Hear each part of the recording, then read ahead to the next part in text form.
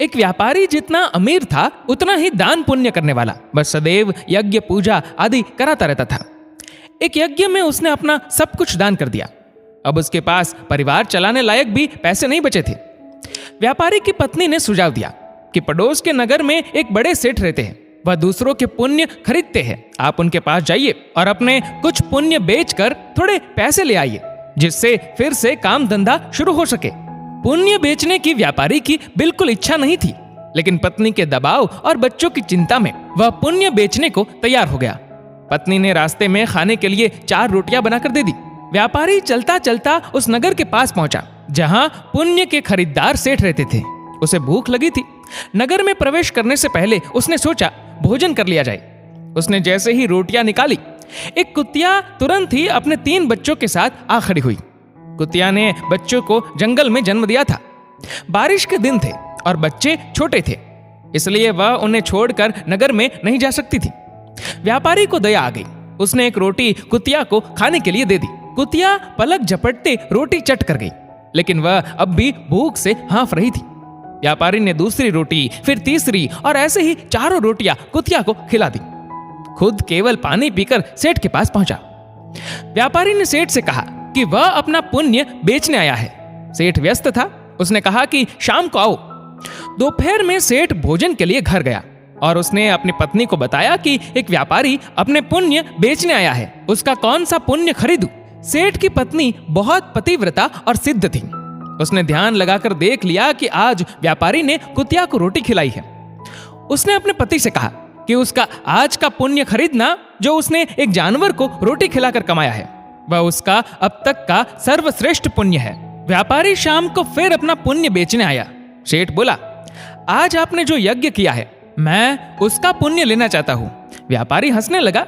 उसने कहा कि अगर मेरे पास यज्ञ के लिए पैसे होते तो क्या मैं आपके पास पुण्य बेचने आता। सेठ ने कहा कि आज आपने किसी भूखे जानवर को भोजन कराकर उसके और उसके बच्चों के प्राणों की रक्षा की है, मुझे वही पुण्य चाहिए। व्यापारी वह पुण्य बेचने को तैयार हो गया। सेठ ने कहा कि उस पुण्य के बदले वह व्यापारी को 4 रोटियों के वजन के बराबर हीरे मोती देगा। 4 रोटियां बनाई गई और उसे तराजू के एक पलड़े में रखा गया। दूसरे पलड़े में सेठ ने एक पोटली में भरकर हीरे जवाहरात रखे। पलड़ा हिला तक नहीं। दूसरी पोटली मंगाई गई, फिर भी पलड़ा नहीं हिला। कई पोटलियों के रखने पर भी जब पलड़ा नहीं हिला तो व्यापारी ने कहा, सेठ जी, मैंने विचार बदल दिया है, मैं अब पुण्य नहीं बेचना चाहता। व्यापारी खाली हाथ अपने घर की ओर चल पड़ा। उसे डर हुआ कि कहीं घर में घुसते ही पत्नी के साथ कलह न शुरू हो जाए। जहां उसने कुतिया को रोटियां डाली थी, वहां से कुछ कंकड़ पत्थर उठाए और साथ में रखकर गांठ बांध ली। घर पहुंचने पर पत्नी ने पूछा कि पुण्य बेचकर कितने पैसे मिले, तो उसने थैली दिखाई और कहा, इसे भोजन के बाद रात को ही खोलेंगे। इसके बाद गांव में कुछ उधार मांगने चला गया। इधर उसकी पत्नी ने जब से थैली देखी थी, उसे सब्र नहीं हो रहा था। पति के जाते ही उसने थैली खोली। उसकी आंखें फटी की फटी रह गई। थैली हीरे जवाहरातों से भरी थी। व्यापारी घर लौटा तो उसकी पत्नी ने पूछा कि पुण्यों का इतना अच्छा मोल किसने दिया, इतने हीरे जवाहरात कहां से आए।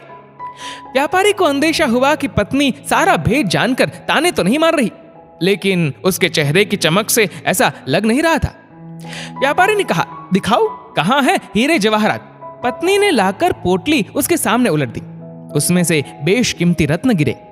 व्यापारी हैरान रह गया। फिर उसने पत्नी को सारी बात बता दी। पत्नी को पछतावा हुआ कि उसने अपने पति को विपत्ति में पुण्य बेचने को विवश किया। दोनों ने तय किया कि वह इसमें से कुछ अंश निकालकर व्यापार शुरू करेंगे। व्यापार से प्राप्त धन को इसमें मिलाकर जन कल्याण में लगा देंगे। दोस्तों, विपत्ति काल में भी भगवान पर भरोसा रखकर सही राह पर चलना चाहिए। आपके कंकड़ पत्थर भी अनमोल रत्न हो सकते हैं। इस वीडियो को लेकर आपकी क्या राय है, नीचे कमेंट करके जरूर बताएगा।